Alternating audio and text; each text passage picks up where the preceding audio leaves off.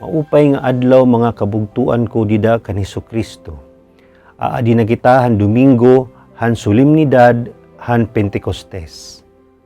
Ako, Hinapolyon Ruedas II, usa nga ministro han Archdiocesan Shrine of Santo Niño. Para hanya na ha gospel power, hawaray-waray. Han pagkagabi na han Domingo, samtang ginakutan ang mga purtahan han gintirukan han mga tinunan, tungod hin kahadlok han mga Hudiyo, inulpot hi Jesus ngan tinukdaw haira, butnga nga nagsiring haira. An kamurayaw maada haiyo, kahuman gudla niya pagsiring hini, iginpakita niya haira an iya mga kamot, ngan an iya kagiliran. Nagrayhak ang mga tinunan pagkita nira han Ginoo.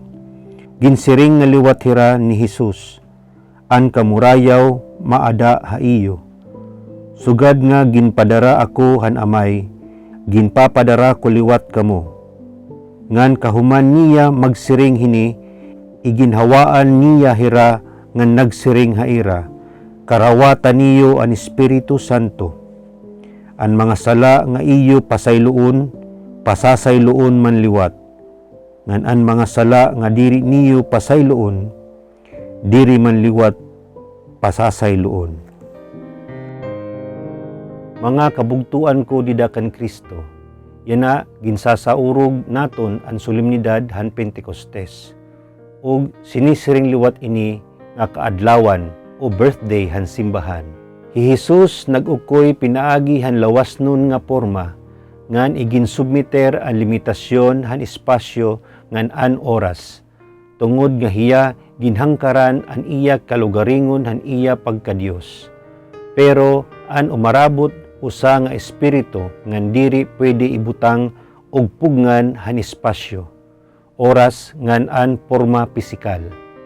Ngan an paghingaday hin magkadurudilain nga pagintindi han konsepto han ti arabot nga paglaladawan han espiritu, hini nga baraan nga persona nga diin makakaghinabi han pangitaan kumo ginhawa makusog nga hagubhob han hangin an mga dila han kalayo. An Espiritu Santo aanhi bisan diin ug ano nga oras ginpupun-an niya an kabug-usan nga gintuha handako nga presensya han Dios.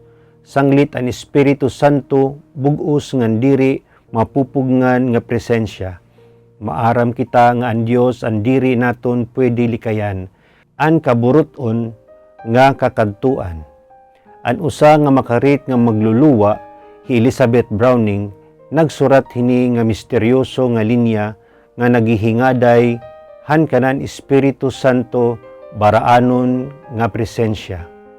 An kanan kalibutan paghihikahot han langit, ug ad kumon nga tapong nga nagpapalahinggab han Ginoo, an pagigin baraan han kanan ginhimo amo an puwersa nga nagpapakiwa, igintubyan ni Jesus an iya kinabuhi para haaton, ug an misyon han Espiritu Santo amo an nagkumpleto kung ano ang gintikangan ni Jesus.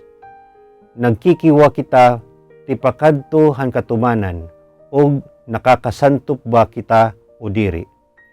Ang Espiritu Santo amo an aton ginuhuraran para han ti arabot nga kahitasan. Aton ba ini pauna nga bayad didahan lingwahe ni San Pablo. Kung ang Espiritu Santo amo ang naghungara nga magin usa nga lawas ang lawas ni Kristo, amo ini an organismo in marawat tikang han nabanhaw nga Kristo, nga amo an humuyop han bag-o nga kinabuhi. Ginoo Jesus, naghihingyap nga kami makabulig, hulos an amon mga kasing-kasing didahan mga buhat han Espiritu para mapabag-o ang dagway han kalibutan. Amen.